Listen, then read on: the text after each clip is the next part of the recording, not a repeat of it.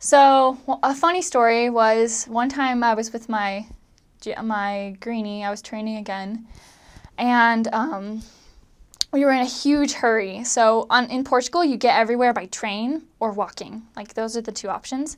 And so we needed to get to this member's house, and it was far away, so we needed to catch the train. But the train was leaving in like 2 minutes, and we were still kind of far away. So we just start running down the street. Like, a funny thing, you always end up running for the train. That's just like classic sisters in Portugal, just like, we're late, you know what I mean? But like, it always works out. So we're running to the train, and the doors are open, and as we're like running up the ramp, I see that they start closing. And so I'm like, we're gonna do this, sister, like, let's go. And so I jump on the train and I make it, but then I turn around and boom, my greenie's on the other side. And I was just like, no. And so for a second, I'm just like, what? And I like try to like open the doors, like, wait, what? Why isn't it opening? And then all of a sudden the train just starts moving, and there goes my greenie, and I'm just like, oh my gosh, like, I'm the worst trainer ever. And that was crazy. But I just like got off at the next stop. That was like 5 minutes down, and then I waited for the next train because I had the phone, but she didn't have a phone, so I had no way to contact her. So I just had to like guess, and I was like, I'm pretty sure she'll just get on the next train because she knows where we're going. So I waited, and then when the next train came, I hopped on that one. And I was just so nervous. Like, I thought she was going to be so mad at me, or like sad, or like scared. I was so like, I was like, please don't let her be scared. And I get on the train, and she's sitting there next to this Irish woman, and they're just talking about the gospel. And I'm just like, booyah, like, my greenie's the best, you know what I mean? And so she was totally unfazed. She was like, oh, it's okay, sister. Like, I figured you'd find me. And I'm just like, you have a lot of faith. Like, I'm glad I found you. So that was crazy.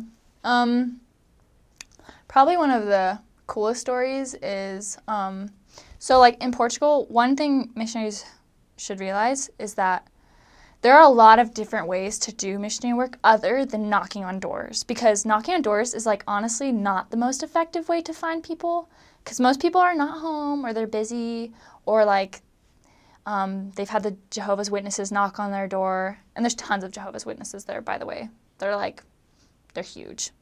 Anyway, so but there are some really creative ways to do missionary work, and one of them was one of the ladies in our ward. She lived in an old folks home, and one day casually at church she said, "Oh, the old folks home is having a big party for Sardine Day. They have a Sardine Day there," and she was like, "If you guys want to come, like, you can come." And like normally, like, probably at the beginning of my mission, I would have heard that and been like, yeah, it sounds like a waste of time, or like, we can probably do something more productive. But I was like, you know what? That sounds cool. Like, that sounds like we could meet some really cool people there. And so we decided to go. And we got there, and we were the only young people there. It was all like cute elderly people. And they're all like, they have like sardines pinned to their shirt, like little stuffed sardines, and they're like dancing with this music, and it's super fun. And we met some really amazing people there, and they were all just like, what are the meninas doing here? Like, why are these girls here? And they were just intrigued by why were we there?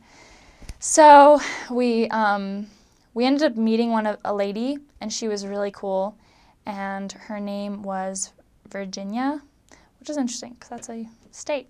But her name was Virginia, and she invited us over to her house. And honestly, she was just like so ready for the gospel. She ate it up. And like the hardest part was trying to get her to church because she was so old and she didn't have a car. So we had to like find members to give her rides and stuff. But she was just like so cool. One time we were there, and we were teaching her the plan of salvation first, which you're allowed to like switch around the lessons based on the needs of the investigator. And she told us her husband had died, so we figured plan of salvation was good. So we would get there and we were teaching, and during the lesson she started tearing up because I think she was thinking of her husband. And at that moment I just felt like I needed to like stop talking and just like be with her in that moment.